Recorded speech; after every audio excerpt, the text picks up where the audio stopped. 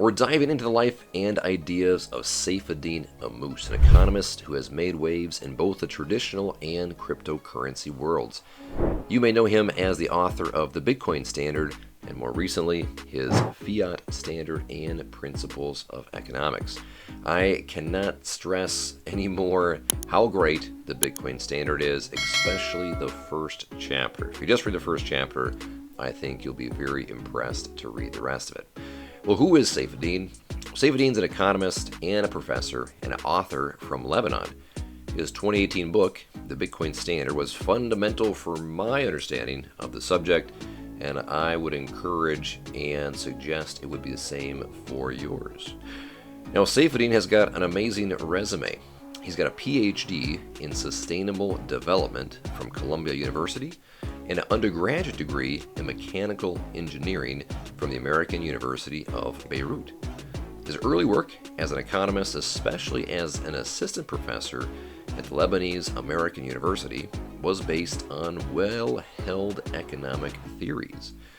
But as he learned, as the rest of us do, more about sound money principles and in particular Bitcoin, his views, as the rest of ours as well, started to change.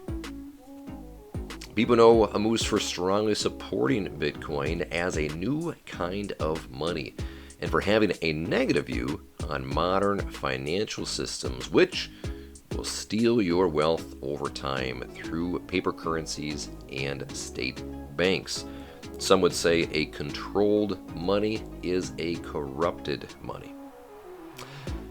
Saifedean's economic views are a big part of Saifedean's economic theory is his dislike of fiat money, which is money that is controlled and issued and governed by the government. And because, as history has told us, if controlled by government, then eventually it will be corrupted by government. Well, anyway, he thinks that fiat currency can't last because it lets governments lower the value of your dollar through inflation, which leads to the system being messed up and seeing how messed up markets, savings, people's overall financial security, and behavior, quite frankly, can be. Now, Saifedean thinks that Bitcoin can solve a lot of problems because of what is called hard money, which is money that's hard to fake.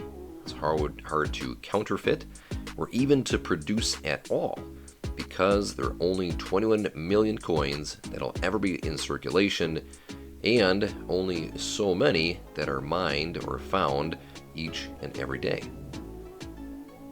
This is in contrast of most governments' dollars, which has new issuance, new units being created every second. Now, Saifedean's views are also in line with the Austrian School of Economics, which stresses the value of sound money, free markets, and individual choices. You may be familiar with some economists from the Austrian school, like Friedrich Hayek and Ludwig von Mises. They also had a big impact on how he thought. Ammous says that when governments control money, they mess up the natural order of the market and encourage debt that can't be paid back, and argues that booms and busts are actually created by the central planners running the central banks. And I would argue that over time, this debt system creates a new class of indentured servitude.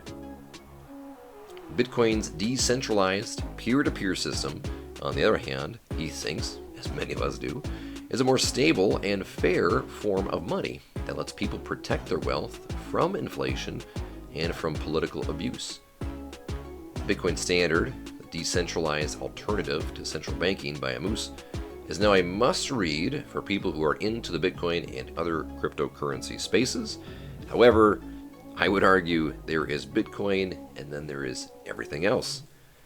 He not only talks about the technical side of Bitcoin, but does a great job in the book, but also about the past of money, banking, bartering, and makes a very solid case for not only why we should go back to a standard, but also why Bitcoin could be that new standard. Hence, obviously, the Bitcoin standard. Now, throughout history, people have used different types of things as money, like gold and silver. You can also see pearls, pebbles, rocks, shells, and other items that are harder to create. But Ammous says that Bitcoin is the modern day gold because it's digital, it's easy to move, and it can't be taken by the government or hacked. One of the main points that he makes in the Bitcoin standard is that Bitcoin's monetary policy, specifically its limited supply, is basically better than state banks' policies, which are prone to printing too much money, creates speculative bubbles, and the book argues creates and causes larger wealth discrepancies among populations, hurts the poor, the middle class, third world, developing countries, and is encouraging to create war. That's a lot in a nutshell. Again, I encourage you to read the book. Now, as the book lays out, Saifedean dreams of a time when Bitcoin will be the core of all global financial systems, allowing for a new age of financial independence. He says that using money released by the government is inefficient and poses moral risks. Bitcoin, on the other hand, could help build a more accountable and clear financial system because it is decentralized.